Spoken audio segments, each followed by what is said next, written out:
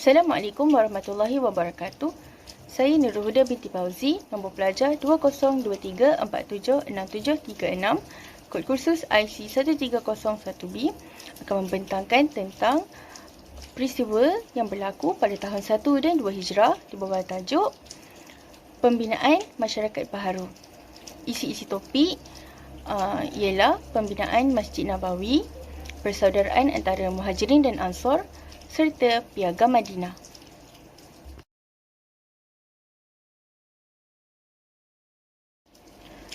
Pembinaan Masjid Nabawi dilaksanakan selepas hijrah pada tahun 622 Masihi. Ia dibina di tempat pengeringan kurma milik dua anak yatim Bani An-Najjar yang bernama Sahal dan Suhail yang telah menjual tanah tersebut pada harga 10 dinar.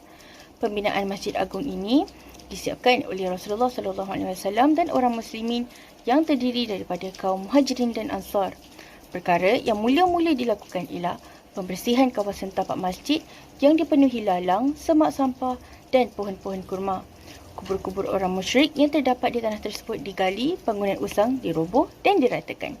Setelah itu, barulah arah kiblat ditetapkan, iaitu ke arah Baitul Maqdis. Seterusnya, tiang mihrab yang dibina daripada susunan batu bata dan timbuknya dari bata dan tanah didirikan. Tidak lupa bumbung masjid yang dibuat menggunakan pelapah tamar. Masjid dilengkapi tiang daripada batang tamar dan lantainya diratakan dengan anak-anak batu dan pasir. Masjid ini dibina dengan 3 pintu masuk. Ukuran panjang masjid tidak termasuk mihrab adalah 100 hasta dengan lebar yang lebih kurang sama dengan panjangnya. Di tepi masjid dibina ruang-ruang rumah, bilik-biliknya dibina daripada batu bata dan atapnya daripada pelepah dan batang tamar. Ruang-ruang ini merupakan bilik isteri-isteri Rasulullah SAW. Ketika ini, masjid bukan sahaja berfungsi sebagai tempat untuk menunaikan solat, malah menjadi tempat bagi umat Islam mendalami ilmu agama Islam dan menjadi ibu pejabat yang mentadbir hal ehwal umat Islam, majlis perundingan dan eksekutif. Ketika ini, pensyariatan azan sebagai tanda masuk waktu solat dan seruan bagi orang Islam untuk mengerjakan solat sudah diwujudkan.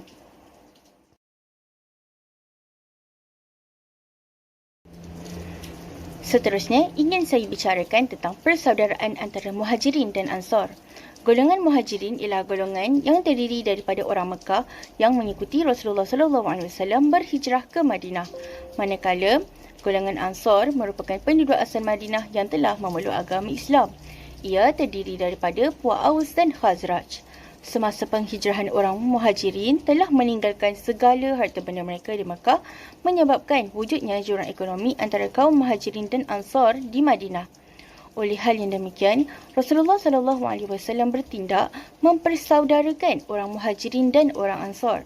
Persaudaraan ini bukan hanya dibina atas dasar tersebut, malahan persaudaraan ini dibina bagi merapatkan hubungan antara dua golongan tersebut, di samping membuang sifat berpuak-puak yang ada dalam masyarakat Islam. Seterusnya, membolehkan usaha dakwah dan pembinaan negara dapat dilaksanakan dengan lancar. Hasilnya, orang Ansar dan orang Muhajirin dapat hidup saling bantu-membantu antara satu sama lain dalam keadaan harmoni. Contohnya, persaudaraan antara Sayyidina Hamzah dengan Zaid bin Harithah. Sayyidina Hamzah mewasiatkan sesuatu kepada Zaid bin Harithah jika terjadi sesuatu pada dirinya ketika Perang Uhud. Berdasarkan contoh ini, dapat kita lihat bahawa persaudaraan yang disatukan oleh Rasulullah SAW dipegang erat oleh para sahabat.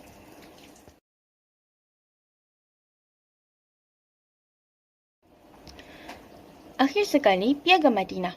Piagam Madinah ialah perlembagaan bertulis yang pertama diwujudkan dalam sejarah perlembagaan dunia.